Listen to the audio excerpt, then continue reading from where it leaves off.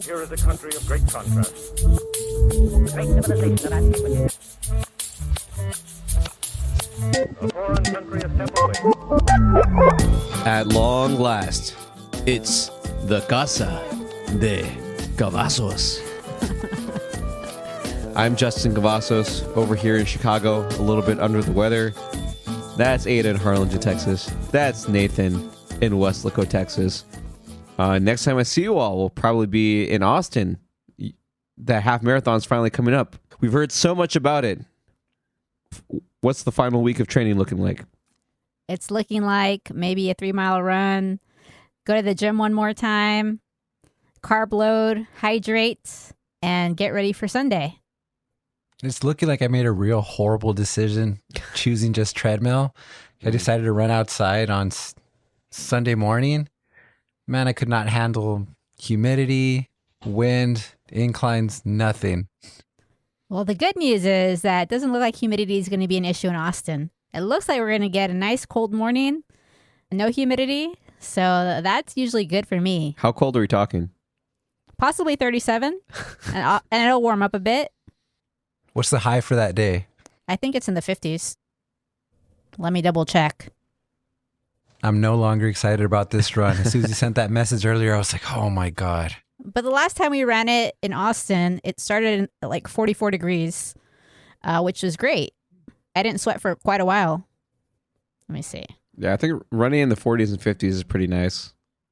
Yeah, so it looks like a low of 38 and a high of 54 is the current projection.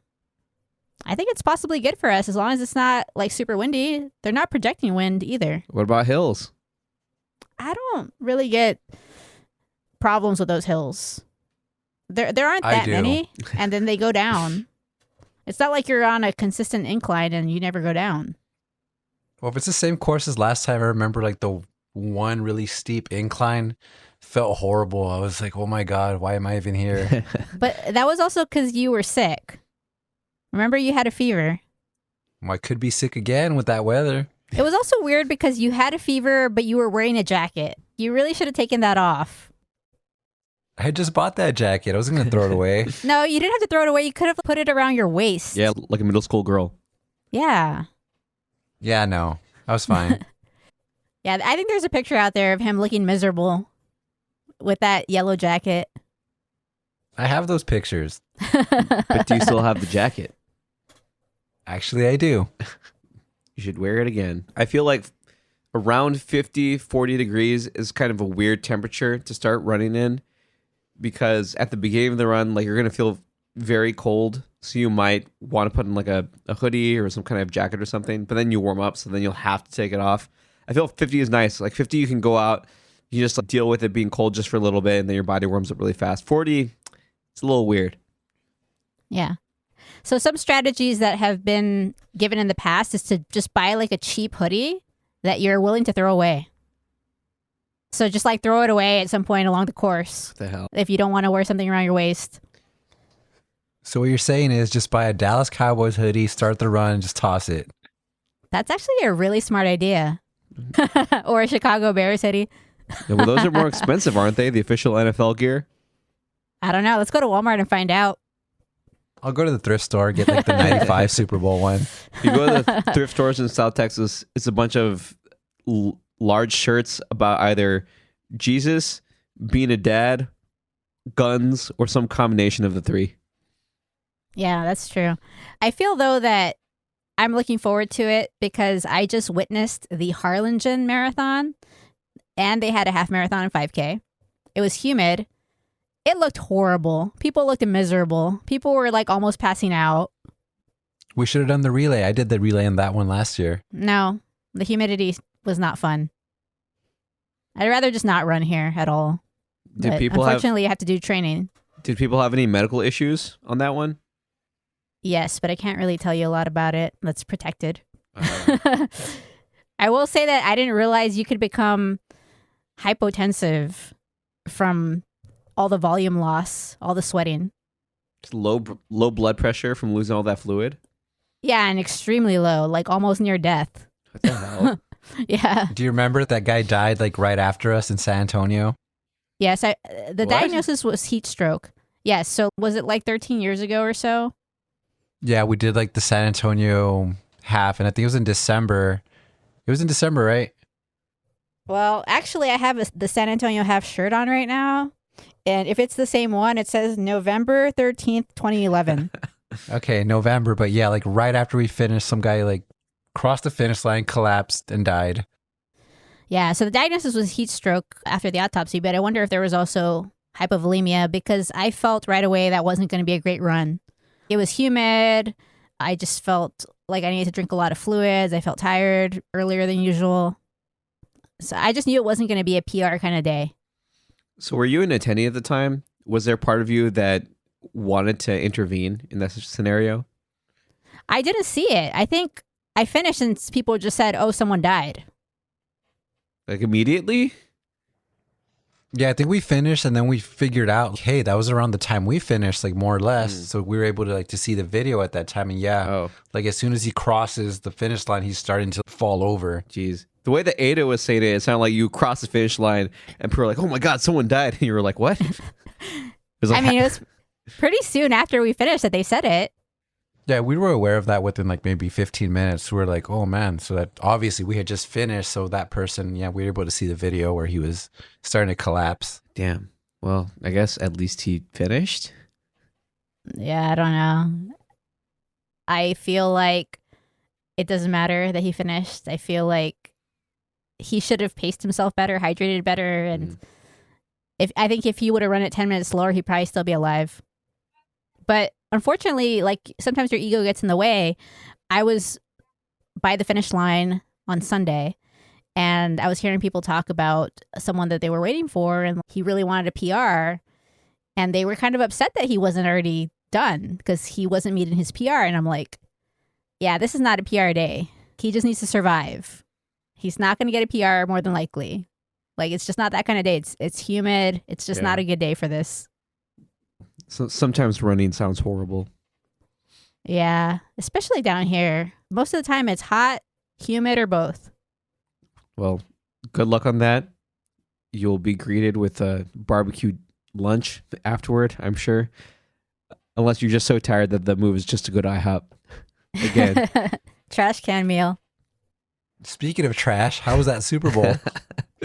Actually, I have ESPN pulled up right now, and they still have their Super Bowl page up. And of course, the top article is First Bets, Early Picks and Predictions for Super Bowl 60. It's a picture of Dak Prescott. That Super Bowl was amazing for me. Eagles, baby. I knew it. I knew we could do it. And I'm still celebrating. Got the bottle. I'm going to start drinking again right now. You're so excited. So that I can celebrate the win during this pod. So you brought the bottle into the little closet that you do the pod in? Yes. I don't have an alcohol problem, sir. I'm just celebrating this amazing win, the Jalen Hurts story. People were wrong.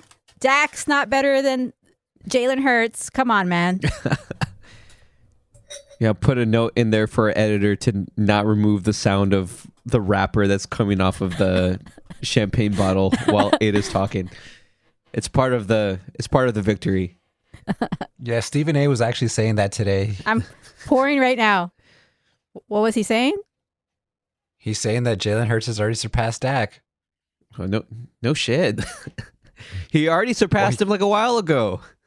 Well, he was even saying that at this point, even Jaden Daniels has surpassed him because he's already made the championship game.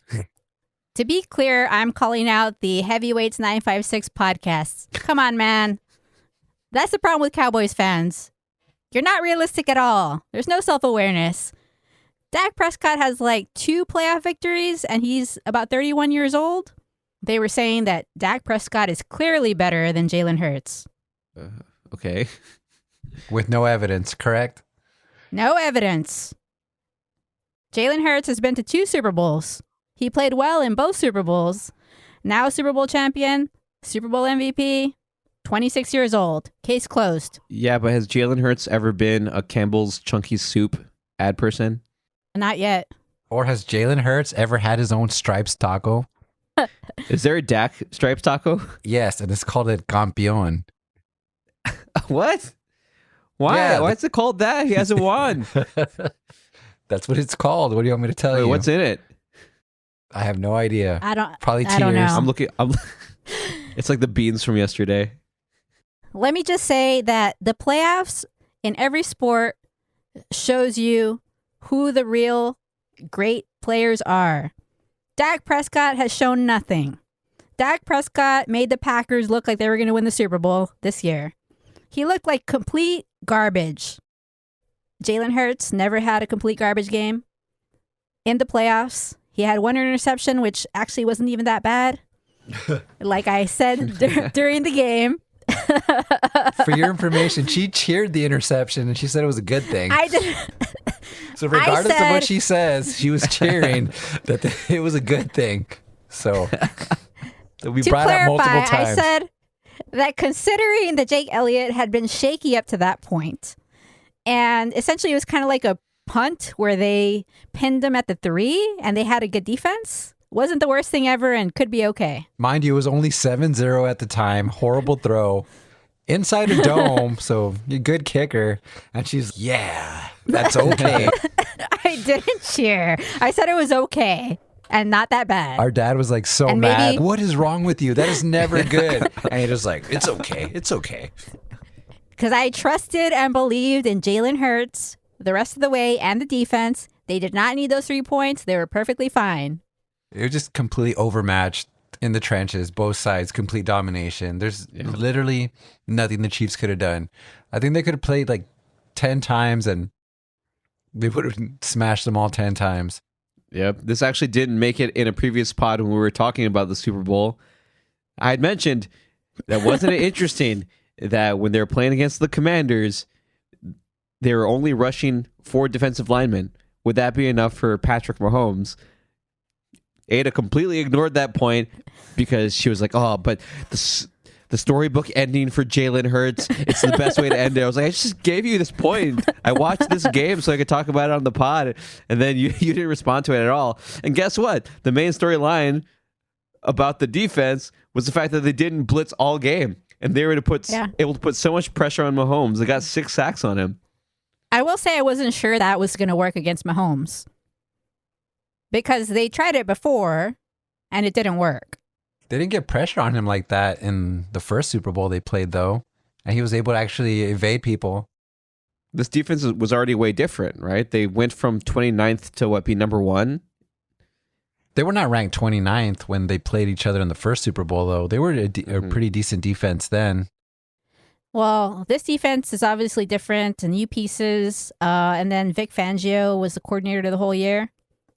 So clearly things came together in a better way as compared to 2 years ago when I don't even remember what the guy's name was 2 years ago, but I wanted him fired because the defense was so bad in the second half of that Super Bowl.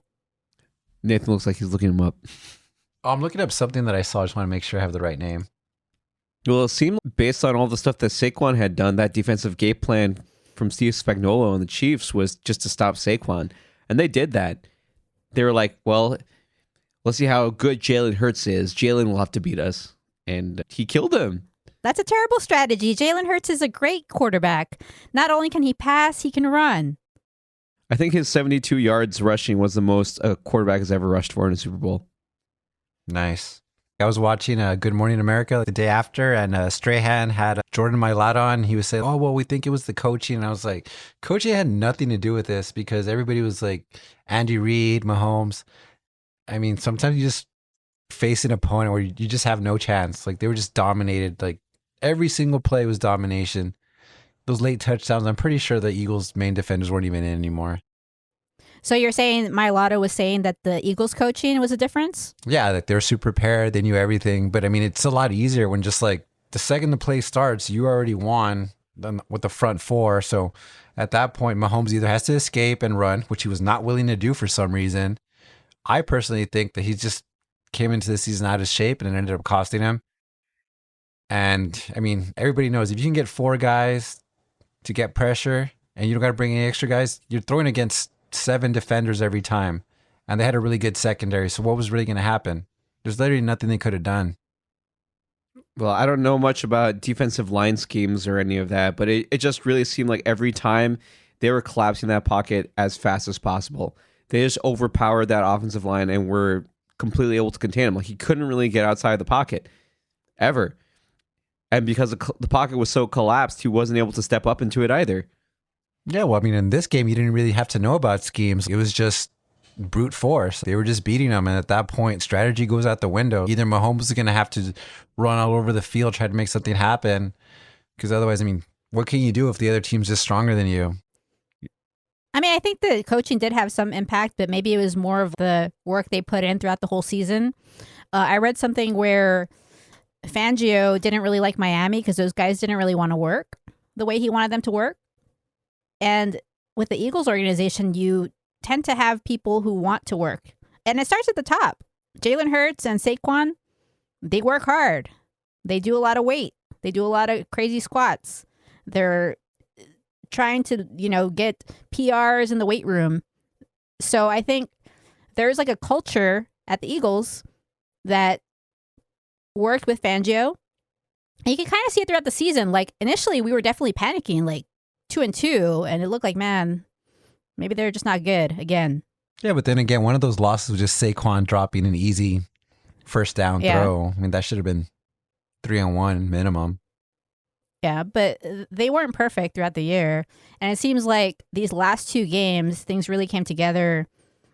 The defense was really tight. The secondary played well. So I think it's the personnel. The moves by Roseman worked really well. And the coaching was also a factor. I think it's more interesting that they actually rallied around Sirianni. I mean, I thought they should have fired him the second they lost the playoff game last year. I mean, they started 10-1. They completely fell apart, completely listless. You show up to a playoff game, season's not over, and you could tell he lost the team. Usually when that happens, you don't come back and everybody buys in, like, you're done. Like, your message is gone. Like, you're tuned out. I think that story is probably what we really want to hear about. Like, how did he get everybody to buy back in? I'm 99% sure that team quit on him last year. Well, I don't know what he did, but there was an article that talked about Sirianni and how he's very much a player's coach and he really cares about the players. Players said that they'd never been treated like that before. A guy who cares about what's going on with them at home, what's going on with their family. I don't remember which player it was. One time Sirianni called him like, hey, I want to talk to you in my office. And the guy was a little freaked out. Oh, man, what's going to happen?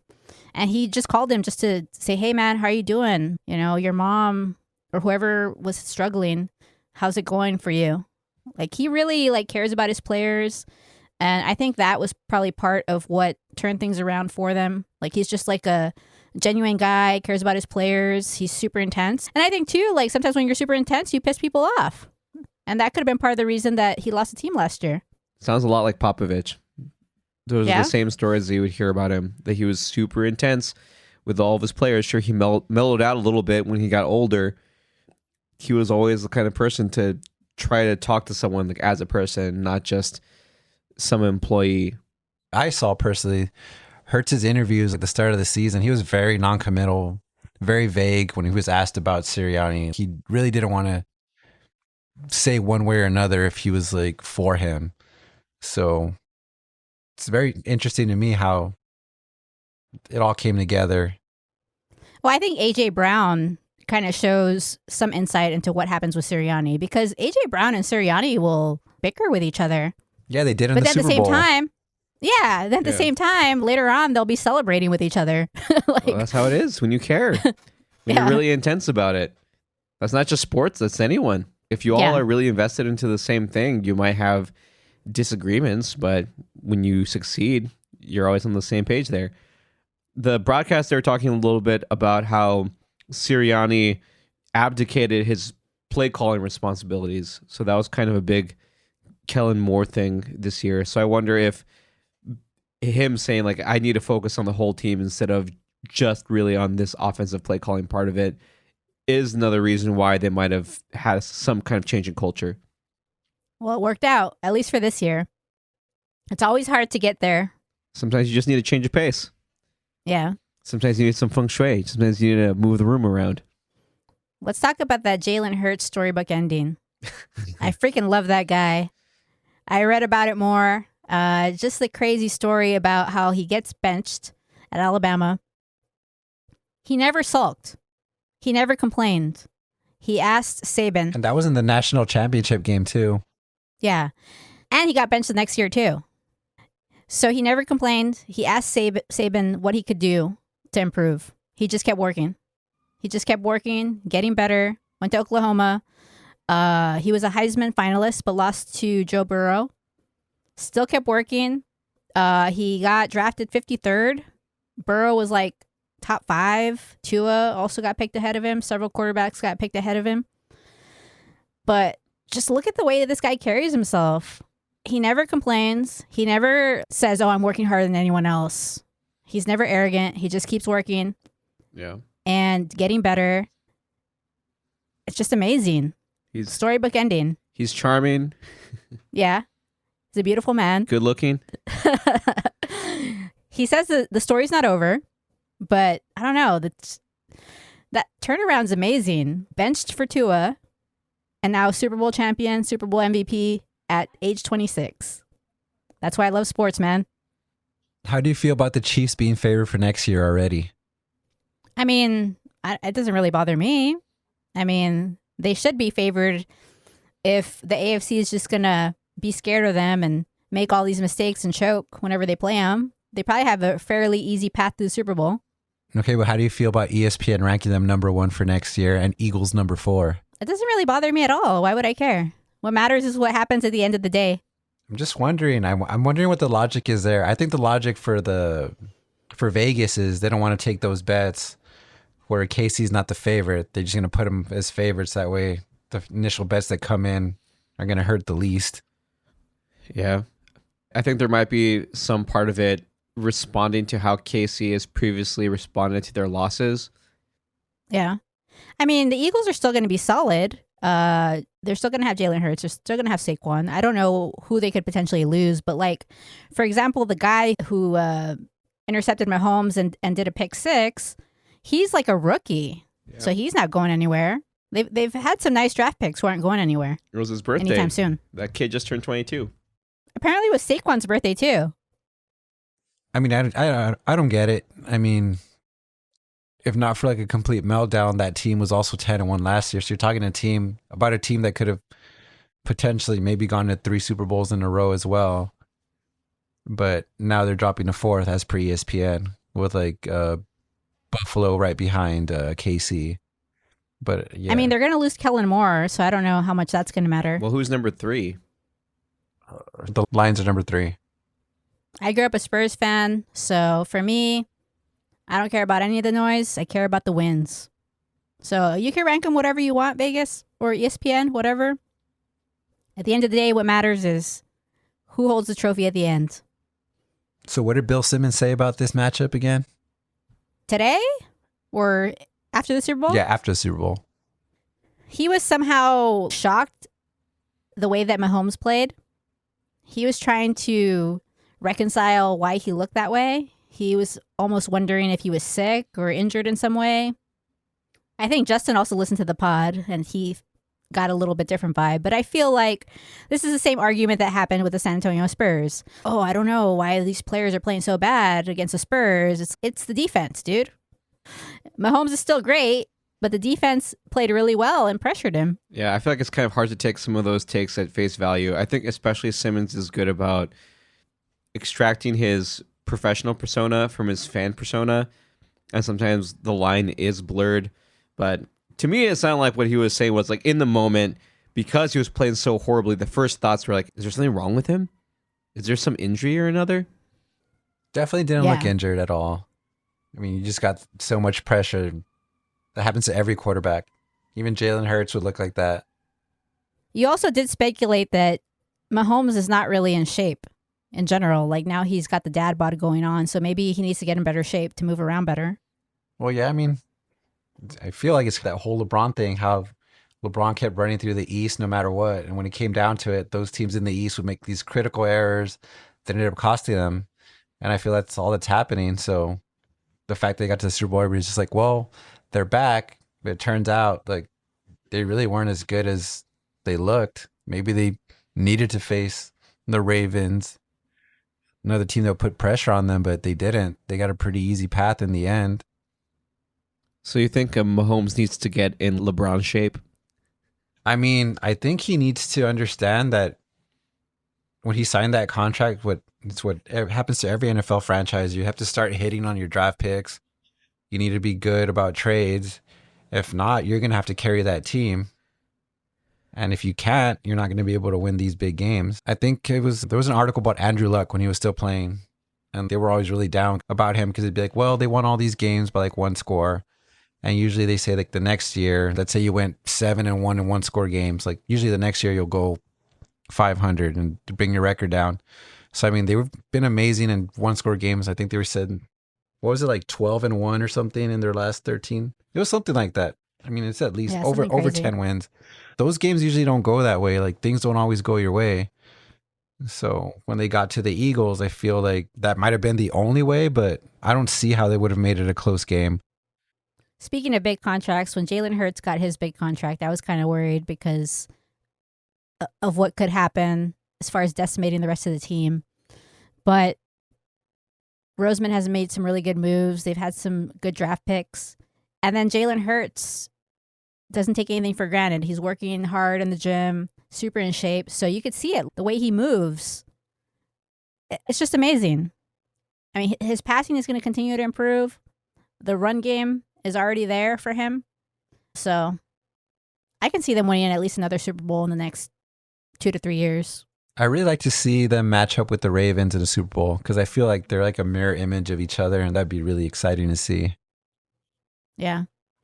Well, we'll see what happens. The NFL is tough because injuries happen, and then if the injuries are particularly bad when it comes playoff time, then basically you don't really have a great shot. What did y'all think about some of the non-football stuff? Like the Kendrick Lamar performance? Yeah, or the broadcast or anything else? Well, first of all, I was extremely distracted by Tom Brady's watch. I was just like, what is going on with that watch? It's literally glowing. It was so distracting. What did you think about his entire broadcast performance? I don't know, because I could just focus on the watch. I was speculating how much it costs. Like, why did he wear the watch? At some point, he took off his jacket. I could see the watch more. It was kind of a weird decision to wear that watch. But I mean, he wasn't on the camera the whole time. I've heard that he wasn't very impressive. You were listening to him? I mean, for me, sometimes the commentator it kind of just blends in. And I guess that's what happened for me. I don't know. I feel like the whole point of the commentator versus the play-by-play guy is to not blend in. Like, you're supposed to add to the game. I feel like Romo is really good about that. Well, and that's maybe the problem. Maybe he's so boring that I don't even know what's going on with him. I'm just watching the game and screaming at all the amazing things happening for my team. Yeah, I mean, I feel like he sounds like if Greg Olson took a Xanax. Yeah. I mean, I don't really want to say bad things about these people because I do think that it's crazy to be a very successful quarterback in the NFL and then to expect someone to suddenly be very successful at broadcasting. I feel like he's pretty good. He's probably just going to take a while for him to get in the groove, but I think there's also some stipulations in his contract about what he can and can't say, which kind of hurts his performance. So I think once he figures his way around that, I think he'll be really good. Well, what he definitely could say was about all of his experience in the Super Bowl. He talked a lot about his previous Super Bowl games this time around. Yeah, so I was saying, I was like, this is kind of like the perfect guy to have in this type of game because he came back from a big deficit and he'd be like, oh, it's still possible. I know, I did it. Yeah, I thought like the energy was okay from him. I think he was trying to dissect it in a way, and he did provide some valuable insights here and there. I think I'd rather have Joe Buck and Aikman for these calls. Not Romo? I mean, he's okay, but I think Buck is really good. As a play-by-play guy? Yeah, just the whole thing. His voice, everything. You know, this probably says just as much, but I can't remember who their play-by-play guy was on Sunday. I don't know. I was so focused on how good it was for me and the Eagles. Who was in the room with Tom Brady? There were some screams going on. Yes, primal screams. Did the dogs get scared? I don't know. I was so focused on the game. I got scared. My daughter said she didn't hear anything because she had her headphones on. She prepared herself. She knew it was coming. She's doing preventative care already on herself. Yeah. Very interesting, these commentators. I still want to talk about the Super Bowl, but because we're on the topic of commentators really briefly, Super Bowl Sunday was also the last time that Hubie Brown was calling a game as a color commentator for the NBA. 91 years old. Did you watch the game? No, I did not. I only checked in at the end when the game was already over and he was just talking. Like kind of a farewell. Yeah.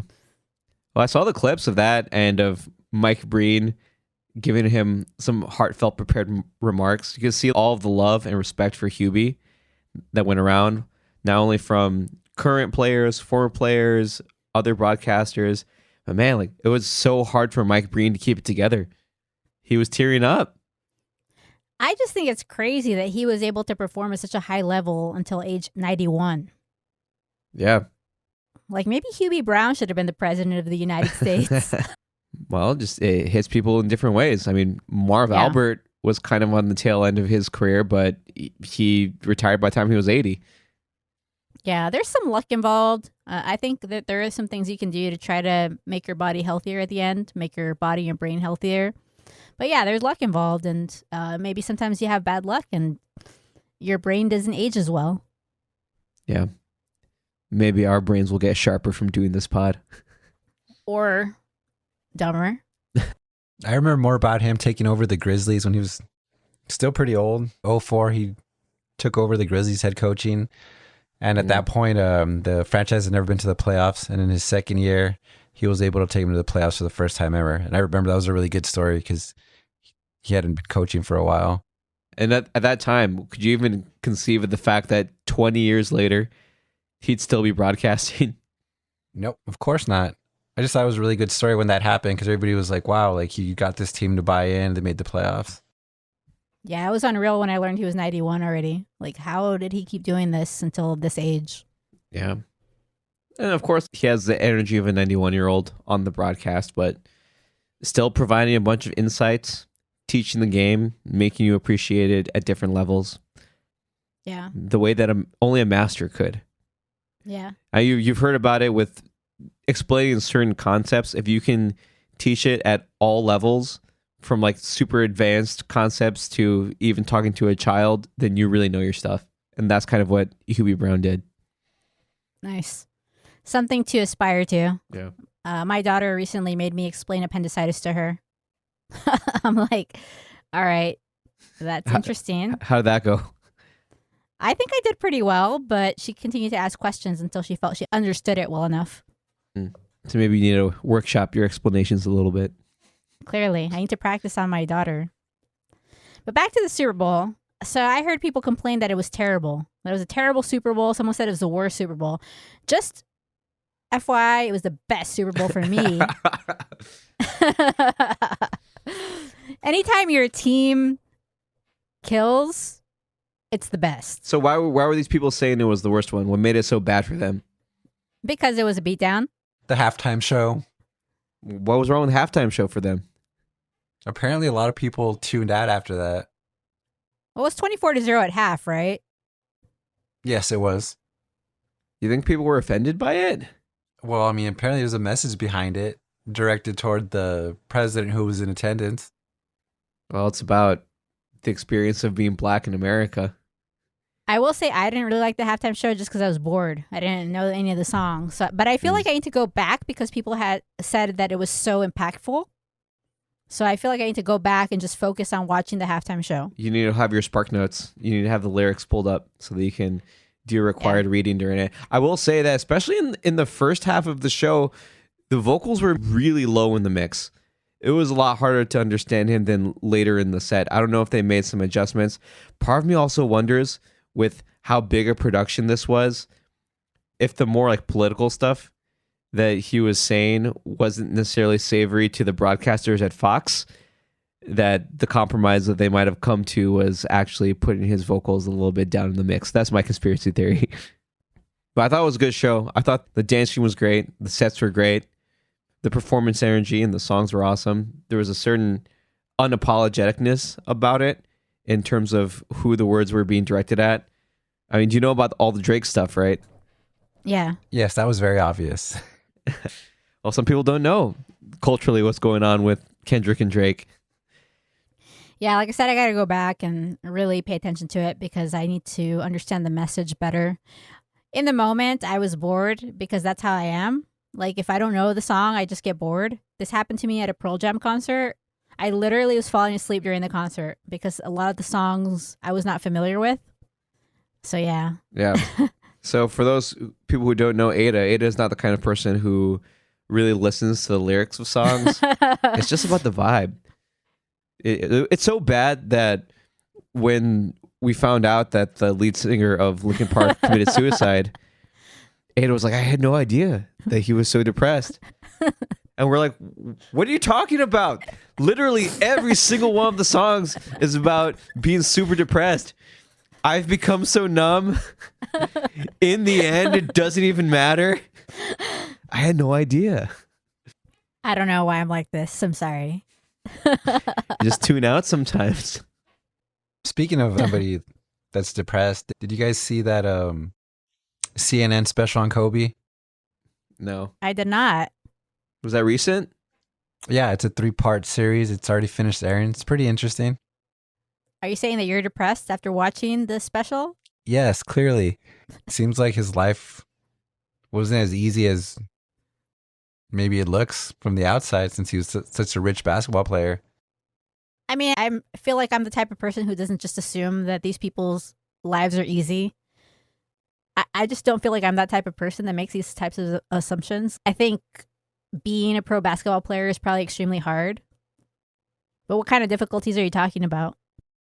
I mean, he had to move to Italy when he was like a little kid, and then he had to come back. Right. And he lost like all his friends. I mean, one of his friends that actually agreed to be on this was saying that Kobe would like call her and be like, how do I know who to trust? Like, he literally had nobody.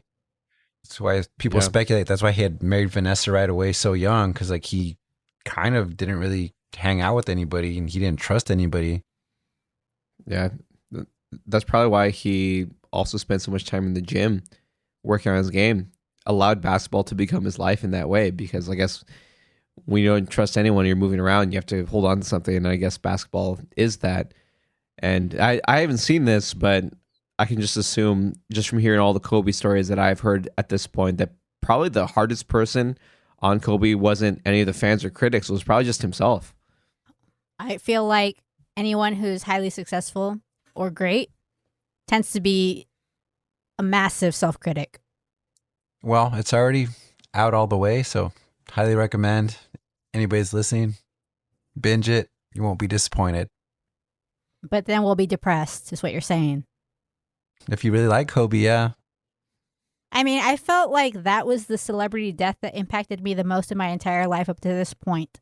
Like, obviously we hear about celebrity deaths relatively often, but that was the one death that I actually felt really bad. Yeah. For like days, maybe weeks. I actually felt grief for that guy for some reason. Even though he was our freaking nemesis, I felt like I could identify with him as being like a very driven, successful person. And then how he was also like multi-talented, how he was writing books and whatnot. He was very creative as well. Won an Oscar. Yeah, that's touched on in the series. I remember where I was when I heard that. Where were you? I was in my apartment. It was, I don't know, it was a weird time too, because like that and the first really big COVID outbreaks were around a pretty similar time frame. Yeah, I remember where I was too. I was at the park with my daughters, and I think Rosie had shown me her phone that the initial leaks were saying that he had died, and I was looking at my phone. I couldn't find anything, so I was like, there's no way that didn't happen. And sure enough, then one of my friends who's a big Kobe fan sent it to me too, and I was just like waiting, and finally, I think it didn't really hit me till ESPN reported. I was like, oh shit. Yeah. Something had to have happened. Well, I think TMZ reported it first, right? Yeah, they were first. TMZ tends to be the first, and they tend to be pretty reliable. But honestly, like my first thoughts too were like, man, I kind of always worried about him riding all these helicopters. Ever since I heard about that, I thought, man, that's pretty risky. You're going on helicopters every day sometimes. Yeah, it feels like there were so many factors that were compounding the sadness of it all. I mean, number one was how sudden it was, and how young he was, and the fact that, his daughter was with him, and there was like another family that was on the helicopter, to just how gruesome it was. Yeah. And then the fact that it could have been preventable. All of these Yeah. factors just made it this devastating loss. Well, as far as preventable, I think one of the issues is that the California traffic is so bad. That's why he would take helicopters. So in order to circumvent that, that's what he felt was the best thing to do. Yeah, but Right? apparently the fog conditions that day, like most people wouldn't go. Most pilots wouldn't take that flight. A lot of people are grounded, and there's still speculation as to why that flight still happened. We'll never know. Yeah. Definitely gone way too soon. Like, he would have done so much more as far as creatively. And also, he was an amazing mentor. And also, like, what would have happened with Gigi? Maybe she would have been one of the greatest basketball players of all time as well. If you have some of that Eagles champagne to spare, I think you can probably pour a little bit out for Kobe. I don't want to pour it out on the floor here, sir. I'm not outside, but I will pour it out in my mind. Are you like right next to the bathroom? Yes. You just pour it out. Yeah. I'm feeling sad now just thinking about Kobe dying. It was just like one of the worst things I've ever heard about. Just one of the worst things that's ever happened for some reason in my mind. Yeah. I imagine this is probably how people felt when Princess Diana died. Or Selena. Yeah, I feel like Mm. I feel like some people may have felt that, especially if they were a little older and could understand a little better. Yeah. How do we come back from that? How do we talk about anything else after that? Do we just go back to talking about the Super Bowl? I think we're all Super Bowled out. Well, I think, speaking of the Super Bowl, Kobe was a massive Eagles fan. oh yeah, and he some was. people were like, win this one for Kobe. During the last championship, which he was alive for, there was a video of him with his daughter, his baby daughter. He didn't actually go to the Super Bowl, even though obviously he could have afforded it because he wanted to be with his family. So he was just in some room in his house, carrying his baby daughter, like just jump, like a little mini jump, just like cheering, like we did it. Like he was so excited, and he was with his little baby daughter, and it was amazing. Do you know what his connection was that made him such a big Eagles fan? Well, he lived in Philly, or in the Philly area. Is that where he grew up before moving to Italy? They moved to Italy and then they came back to Philly, and that's where he played high school. Okay.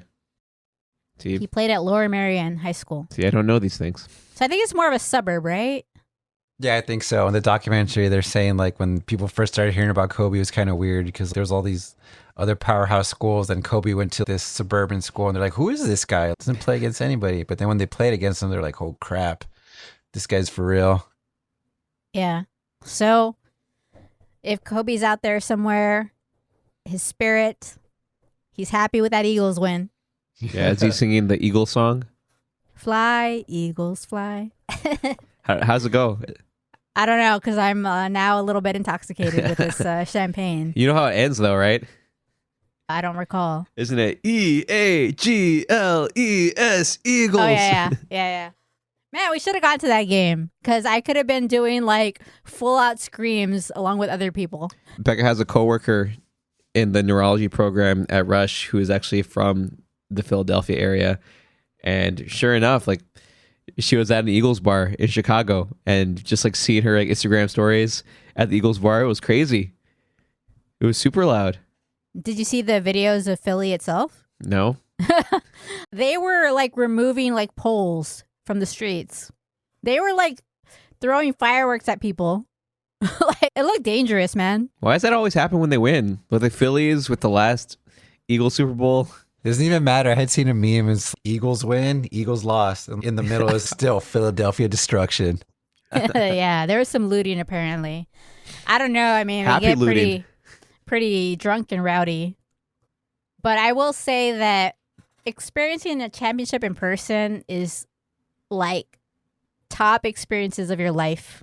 Experiencing the Spurs winning that last title, you get to scream to the top of your lungs and do it with other people. It's the best. Stop reminding me that I cheaped out and didn't go to Game 5 of the World Series this year. Yeah. Hey, but you did go to that Spurs game when we were at row 3 at the baseline. Yeah, but that wasn't Nathan's team. He was pretty happy because we were sitting very close to LeBron and he looked really sad. Yes, I have a picture of him. He was done. That's when he decided to leave again. I will also say that there was an amazing moment in that game that I think even Bill Simmons said was similar to Rucker Park. So they start that game, Spurs start that game down 22-6, and they start a comeback. And at some point, Ginobili gets a rebound or gets the inbound, and he just runs all the way and just dunks it. Like, just being there when that happened, amazing. Just one person decided, nah, it's not going this way. Yeah, they didn't recover from that. The crowd got super into it, and it was all downhill for Miami from there. And I will say that game kind of embodies like why it's so fun, even though it's a beatdown. The whole time, even though it was a beatdown and we kept hitting crazy threes, it was still amazing. I don't care that we're up 20-30. Like, this is still freaking the best. I can't wait for the Spurs to be really good again, because there's nothing like a bunch of drunk Mexicans getting really excited during a game. I mean, even just going to an RGV Vipers game, like, sure, it might be a little bit quiet in the first half, but by the second half, when people have gone for their second rounds at the arena bars, they get loud. They get loud in that Bird Ogden arena. So let's make a pact right now that if the Spurs go to the finals, we will go together. But Nathan's not even a Spurs fan. He still goes. He's gone to at least 2 clinching games, right? Yeah. Went to when they beat the Pistons. When you bought like tickets twice because they blew it in Game 6. Yeah, that was annoying. We got to go for a Game 7. That must have been cool. I will say that, like, it's unreal, like, how fun that is. Like, I remember that first championship that we went to, people start, like, high-fiving you. They don't even know you at all. They just start turning around, like, high-fiving you, like, this is a championship. Come on, man. It's all for us. We're all friends. High five. And then they did, like, a Lord of the Rings thing because it was around the time of the Lord of the Rings. The Peter Jackson movies? I don't know. I mean, I know this stuff is expensive to go to, but you'll never forget. Yeah. Unless you get dementia, of course. I'd rather go to an NBA Finals game than a Super Bowl. Yeah. Personally. Weren't you there for the Bucks win? I wasn't actually there for the game.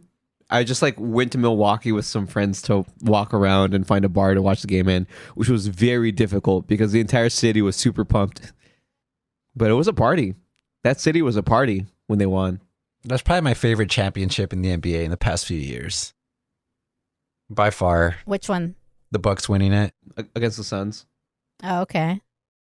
Do you remember when that Giannis block happened? Which game was that? That was in the finals. Might have been like game 4 or 5.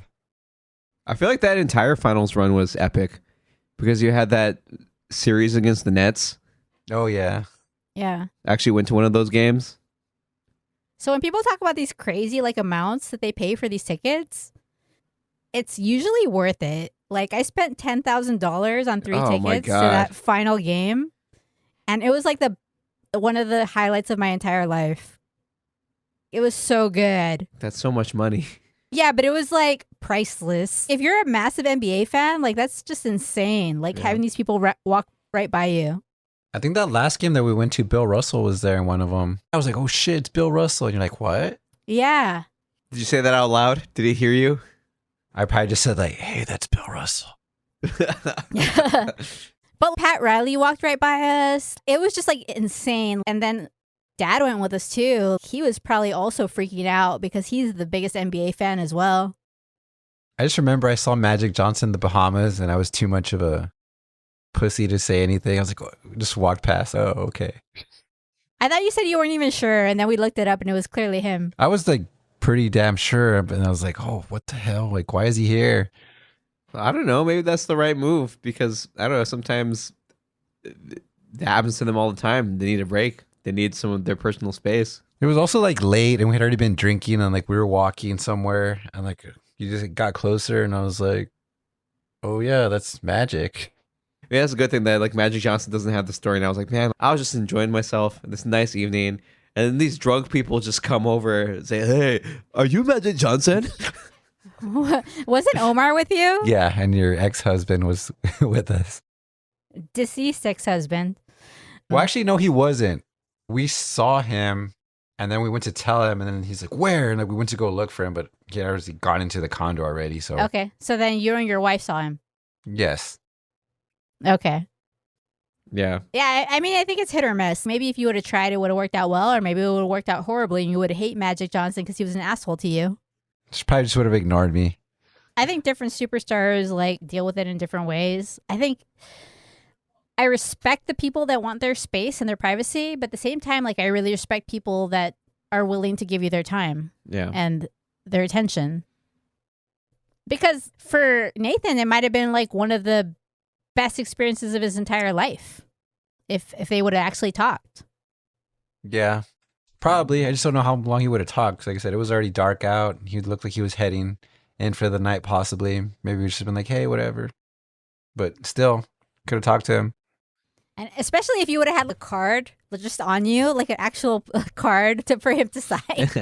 Yeah, I just have random Magic Johnson cards just because of that one time.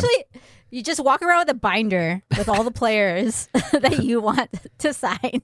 Oh yeah, I'm so sure they wouldn't be like upset. Like, hold on. I know I have you here somewhere. I swear it's special. Speaking of cards, remember how I gave Nathan that Michael Jordan, Kobe Bryant card?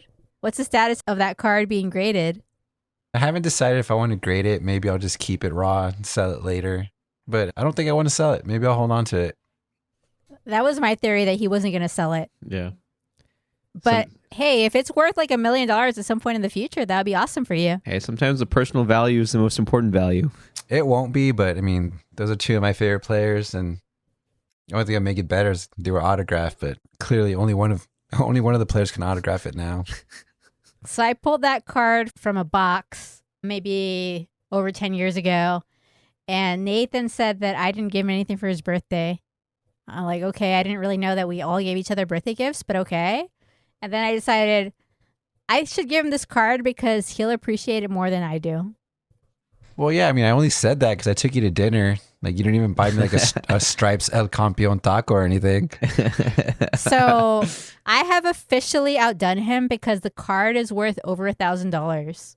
Wow. Allegedly.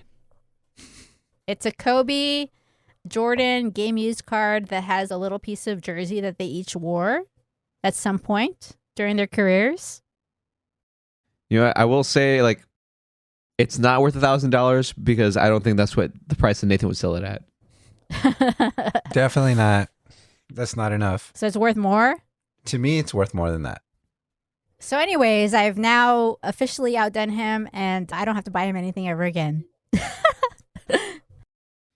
You know what? That's a much nicer note to end the pod on. So Yes, if you've it been is. following us, tell your friends. Follow us on all the platforms: Spotify, Apple Podcasts, Amazon, iHeart, wherever you get your podcasts. If you are listening, subscribe if you haven't already. Rated 5 stars. Send stuff to the mailbag too. gossipdecavossospod@gmail.com. Hope to hear from you soon. We'll see you later. Fly, Eagles, fly. Dak Prescott sucks. On to the next.